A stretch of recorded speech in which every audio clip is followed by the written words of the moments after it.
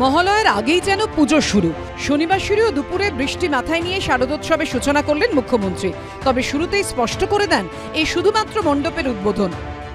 কালকে মহালয়া মাতৃতর্পণ হবে।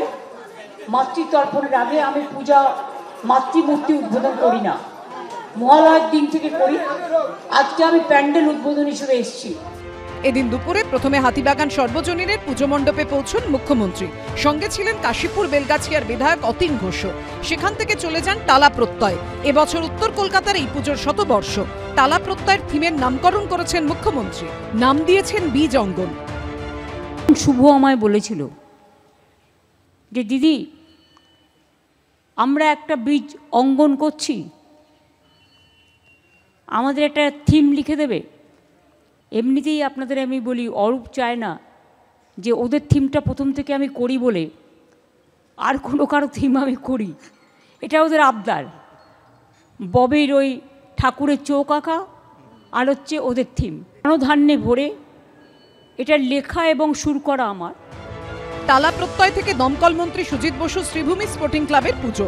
বর্ণাঢ্য অনুষ্ঠানে মুখ্যমন্ত্রীকে স্বাগত জানানো হয়। মুখ্যমন্ত্রীর মণ্ডপের উদ্বোধন ঘিরে কটাক্ষ ছুঁড়ে দিয়েছেন শুভেন্দু অধিকারী। একটা বিশেষ সম্প্রদায়কে বার্তা দিচ্ছেন হিজাব পরে, তিনি আজকে পুজো উদ্বোধন করেছেন। সরাসরি হিন্দু আস্থা, হিন্দু রীতিনীতি পরম্পরাতে আঘাত। পিতৃপক্ষে আজকে শেষ দিন, একটা বিশেষ মেসেজ তিনি 32-33% ভোটারকে দিচ্ছেন যে আমি কমপ্লিটলি সেকুলার, আমি নাস্তিক। নাস্তিক নয়, আমি প্রো মুসলিম লীগ। এটা ক্লিয়ার মেসেজ। শুভেন্দু অধিকারী, মমতা বন্দ্যোপাধ্যায়, তিনি 100 বার হিন্দু, ব্রাহ্মণ ঘরের কন্যা, কিন্তু তিনি সব ধর্মকে সম্মান করেন, ভালোবাসেন। তার বাড়িতে কালী পুজো হয়, নিজে সন্তোষী মাতার পুজো করেন, বগলা মায়ের মন্ত্র তার ঠোঁটে। দয়া করে ধর্ম নিয়ে মমতা বন্দ্যোপাধ্যায়কে আক্রমণ করবেন। এদিন শ্রীভূমি স্পোর্টিং ক্লাবের উদ্বোধন মঞ্চ থেকে বাংলা, বাঙালি ও পরিযায়ী শ্রমিক ইস্যুতে সুর চড়ান মমতা বন্দ্যোপাধ্যায়। বাংলা ভাষায় কথা বললে তার উপর অত্যাচার করতে হবে, এটাই আমি একমত নই। আবার 22 লক্ষ আমার বাইরে কাজ করে, কিন্তু সেরকম এখানেও কিন্তু মনে রাখবেন 1.5 কোটি 1.5 crores they are working in Bengal. I am very happy. আমাদের একসাথে বাঁচতে হবে। যেদিন আমরা ঐক্যবদ্ধ থাকবো না, দেশটা টুকরো টুকরো হয়ে যাবে। ওনার তো দুটো চার্টার আছে। ওনাকে বলবো পুজোর কদিন আপনি শুরু করুন ভুবনেশ্বর থেকে, পুনে, মুম্বাই, তারপর দিল্লি হয়ে আপনি পাটনা হয়ে ফিরে আসুন। তাহলে দুর্গাপূজায় বাঙালিদের উৎসাহটা এটা দেখে আসবেন।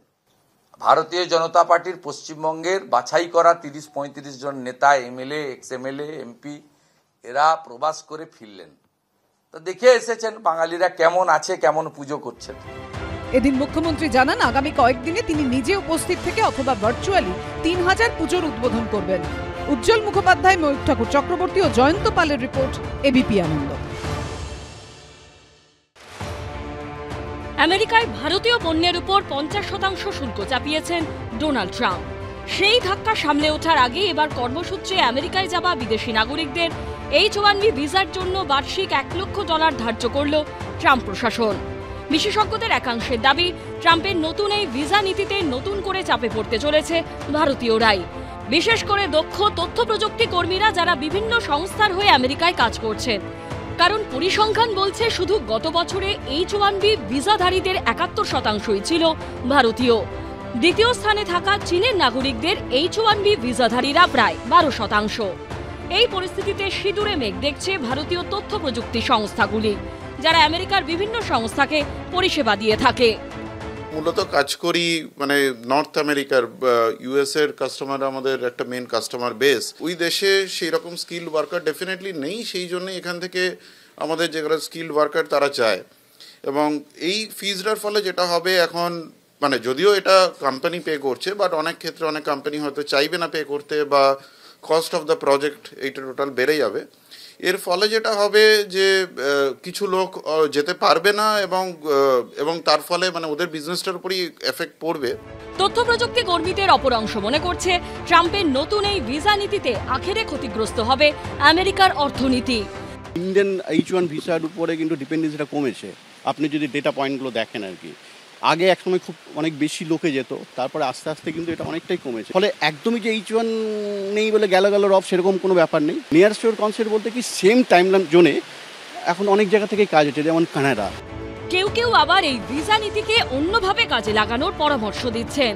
ট্রাম্প ভাবছেন ইন্ডিয়ান অর্থনীতির উপর চাপ আসবে, হ্যাঁ, এতে তারপরে কি হবে, এদের যদি ইন্ডিয়ায় ফেরত আসতে হয় না, ইন্ডিয়া থেকে যদি না যায় তাহলে যোগানটা দেবে কি?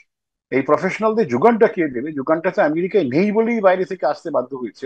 এই ব্রেনটা যদি আমাদের দেশের জন্য কাজে লাগাতে তাহলে কিন্তু আমেরিকাকে একটা উচিত শিক্ষা আমরা দিতে পারি। ডোনাল্ড ট্রাম্প আমেরিকার প্রেসিডেন্ট হবার পর থেকে তাকে বারবার বন্ধু সম্বোধন করেছেন নরেন্দ্র মোদী, কিন্তু সেই বন্ধুই সম্প্রতি ভারতকে জব্দ করতে গিয়ে ভারতীয় পণ্যের উপর 50% শুল্ক চাপিয়েছেন। এই আবহেই আবার সম্প্রতি 75তম জন্মদিনে নরেন্দ্র মোদীকে ফোন করে শুভেচ্ছা জানান ট্রাম্প। পরে সোশ্যাল মিডিয়ায় লেখেন নরেন্দ্র আমার বন্ধু। প্রধানমন্ত্রীও পাল্টা ট্রাম্পকে বন্ধু সম্বোধন করে ধন্যবাদ জানান। তার দুদিনের মধ্যে H1B ভিসা নীতিতে বদল এনে ফের ভারতকে চাপে ফেলে দিলেন ট্রাম্প। এই আবহে নরেন্দ্র মোদীকে নিশানা করেছেন রাহুল গান্ধী। এক্স হ্যান্ডেলে তিনি লিখেছেন, আমি আবার বলছি ভারতের প্রধানমন্ত্রী দুর্বল। बार बार जो अमेरिका इस प्रकार के कदम उठा रहा है, ये क्यों ऐसा कर रहे हैं? जहाँ तक कहा जाता था बहुत तगड़ी दोस्ती है प्रधानमंत्री और राष्ट्रपति की, उसका ये परिणाम है कि हम पे टैरिफ लगाया जाए। दुनिया में सबसे ज़्यादा टैरिफ हम पर लग रहा है, लोगों को रोज़गार का संकट पैदा हो रहा है। ये कहीं ना कहीं हमें हमारी जो कूटनीति विदेश नीति है उसकी कमजोरी है, तभी इतना कर रहे हैं वो, क्योंकि बाकी देशों पर तो नहीं कर पा रहे हैं। তৃণমূল সাংসদ মহুয়া মৈত্র এক্স হ্যান্ডেলে লিখেছেন 50% শুল্ক, $1 লক্ষ H1B ভিসা ফি। ডোনাল্ডের সঙ্গে নমর বন্ধুত্ব ভারতের জন্য খুব দামি হয়ে যাচ্ছে। সম্ভবত তিনি এবার একটু কম দামি বন্ধু বানাবেন। আমরা শুনতাম প্রধানমন্ত্রীর বন্ধু, আর যা যা নীতি হচ্ছে সেগুলো সব ভারতের ওপর চাপ সৃষ্টি বা ভারতের ক্ষতিগ্রস্ত হচ্ছে। অন্যদিকে ট্রাম্পের ভিসা নীতি নিয়ে নির্দেশনামা জারির পরদিনই গুজরাটের ভাবনগরে এক অনুষ্ঠানে প্রধানমন্ত্রীর গলায় শোনা গেছে আত্মনির্ভর ভারতের কথা। भारत को आत्मनिर्भर होना ही होगा। आत्मनिर्भर होने के अलावा भारत के पास कोई विकल्प नहीं है। 140 करोड़ देशवासियों का एक ही संकल्प होना चाहिए, चीप हो या शिप, हमें भारत में ही बनाने होंगे। ডোনাল্ড ট্রাম্পের নতুন ভিসা নীতি ঘোষণার পরে তথ্য প্রযুক্তি সংস্থা মাইক্রোসফট এবং আমেরিকার অন্যতম বড় ব্যাংক জেপি মর্গান তাদের যে সমস্ত কর্মীরা অন্য দেশে রয়েছেন তাদের আমেরিকায় ফিরতে বলেছে। শিবাশিস মৌলিক ও সুকান্ত মুখোপাধ্যায়ের রিপোর্ট, এবিপি আনন্দ।